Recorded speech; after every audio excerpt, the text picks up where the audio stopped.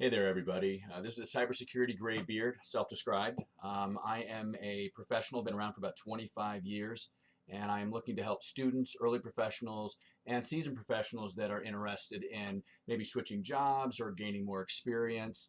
I'm going to talk about stories from where I've worked, places like Lockheed Martin, Hewlett Packard, Playboy Enterprises, many companies in many different industries, and I want to share that experience with the folks out there. I've met with a lot of really students and early professionals in the last 18 months, and I wanted to basically put this out for them. I want to help people learn from my mistakes and my successes, and I keep having the same conversations over and over.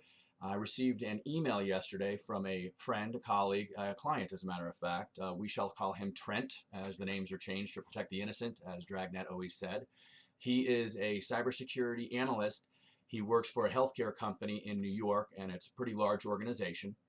Trent's background is quite unique, actually. He has two master's degrees. One of them originally was in forensics, and his bachelor's is in biology. Trent then moved on to cybersecurity just a couple years ago. He is, I believe, 29, 30, 31. So he is not really an early professional. He's moving up in his career. And he reached out to me, and I'm going to read a little bit of the email, not to bore you, but I wanted to give some background before I answer it. I find that Trent's question is pretty standard. Comes out quite a bit, and so this is my first episode, and at the end I'll conclude with some other episodes that I'm going to come out with. Basically what Trent said was, I'm still very green within the cybersecurity realm, and I really like your input. Thank you, Trent. Appreciate that. A colleague of his departed, and he is now gaining more responsibility as a cybersecurity analyst. And he wants to find out how he can reach a point where his boss and his colleague can rely on him to handle minor to medium incidents on his own. He wanted to know if I had any career advice for a young security analyst. He already has a Security Plus cert, and he's working for his CompTIA CIS A+. He also has two master's degrees, so I don't think Trent needs to worry about the credentials. So I'm going to talk about what can Trent do on a daily basis? How can he learn more about what's happening in the field, stay up to date, and basically kind of brag a little bit and show off, hey, I know this happened, and basically be the first person to know about something. So I took a little notes. I am usually quite extemporaneous, but for this one I prepared. Trent's important to me. He's a good guy, and I think that his question's valuable and valid for many of you. So the first thing that he should do, you should do, stay up to date. Understand what's going on in the industry. Krebs on Security, top-notch website. Go to IBM's X-Force Exchange, CrowdStrike. Go to the entities that are doing threat intelligence that find out about the zero-day occurrences. Have the email sent to your inbox. Know what's happening before other people. Then they start to trust you. They realize that you're ahead of the game. So those are some important things to look at. Security magazines.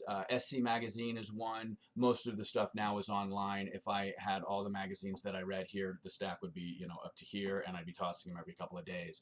Find some organizations, find some publications that you like. Sometimes I find they are too political. Sometimes I find that the authors are not technical enough and they just use high-level buzzwords. So research it, find the magazines that you like.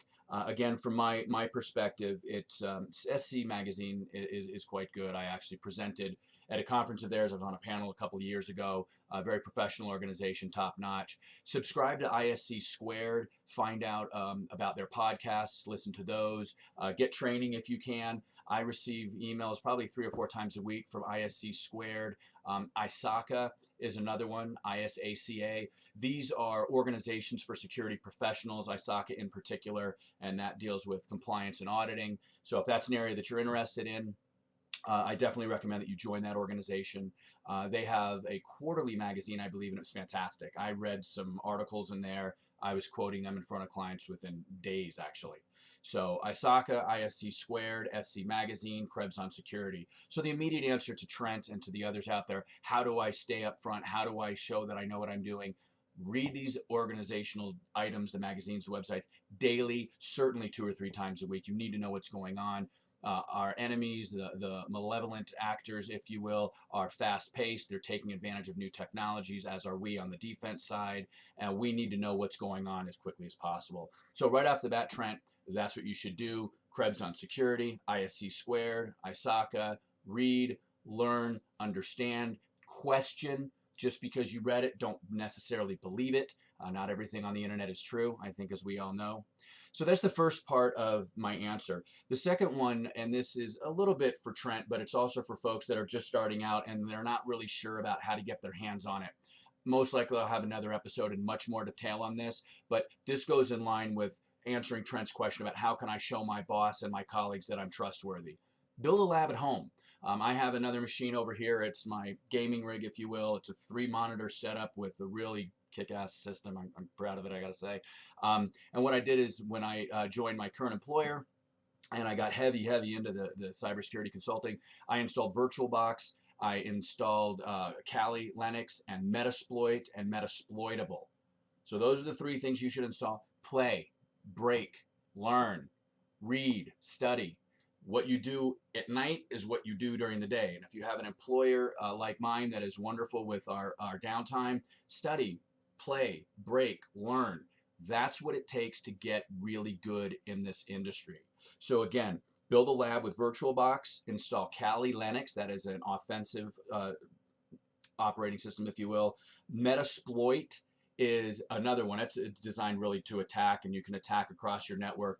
Metasploitable is basically, and this is a dangerous thing, so make sure you read about Metasploitable and understand what you're doing.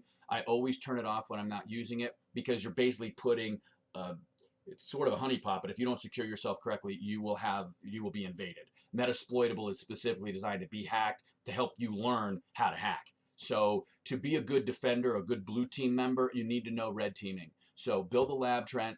Study, learn, break, and you will become quickly trusted by those around you. The last thing, and I'm pretty sure I'm going to have a full podcast on this, a full episode. I want to try and keep these between 5 and 10 minutes. You'll learn I can ramble and babble, but I want to focus. This is very, very important, especially for the ladies out there. And I'm not trying to be sexist. I have a wife. I have an ex-wife. I have 3 daughters. They're all in STEM, science, technology, engineering, and math. One of them is a 3D modeler. Another one is a quantitative finance analyst. And the other one wants to become a nurse. So what I'm about to say is not meant to be sexist. It's about my experience professionally and as a husband and father. And now for the guys, it's a bit easier. You need to toot your own horn. My first wife was a colonel, a lieutenant colonel in the Air Force, and she struggled with the guys. They were always all talking about what they did. I flew this mission. I flew that. I did this. I did that. And she said to me, why can't I compete with them? And I said, because you don't toot your own horn. And she said, my work should speak for itself. And I agree with her. She was right. But it doesn't, especially when you're surrounded by a bunch of aggressive men in a field that is dominated by men. So guys, yeah, you need to toot your own horn, and so too do you women. Again, I will speak to this specifically. And the reason I'm telling it to Trent is keep a list of what you do. I call it on-the-job successes. Even this, I'll put this on my list. I'm now creating a podcast. I'm giving back. I am sharing my knowledge. My employer should know about this. This is how I'm using some of my intellectual capital time, as we call it in my organization. So toot your own horn. Track your projects. Track everything you do. Your education, the books you read, the labs you build, the tests you run. It doesn't have to get too micro. You can group it all together, but track what you do. So when you look back in a month, 3 months, a year, 5 years, you see everything you did.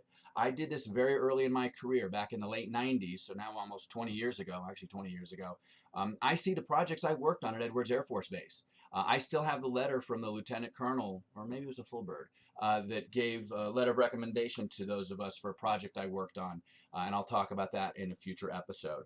But Trent, toot your own horn. Track what you do. Let them know. And I don't mean every minute, every day, send an email. I mean every month, once a month. Keep track of what you're doing. When your boss says what's going on, you have something to show. When you have your annual review, you give them the document. But track what you do. So to conclude on this first episode of the Cybersecurity Graybeard, for Trent to show his colleague and his boss that he's doing well and he knows what he's doing and how he can get up to speed, number 1, read. ISC Squared, ISACA, SC Magazine, Krebs on Security. Any others you find out there, share with me. I'm always open to learning and growing as well. Number 2, build a lab. Test, break, learn, grow. And number 3, track what you do. Toot your own horn. Let folks know in a polite, nonchalant way, these are the things that I've done lately. You'll know that saying, what have you done for me lately? You're doing stuff. You're learning. You're growing. You're producing. Make sure that doesn't go by the wayside. Make sure those you work with and for know that. So that's it. First episode done. I'm the cybersecurity graybeard, and Trent, I hope this helped you out. Take care.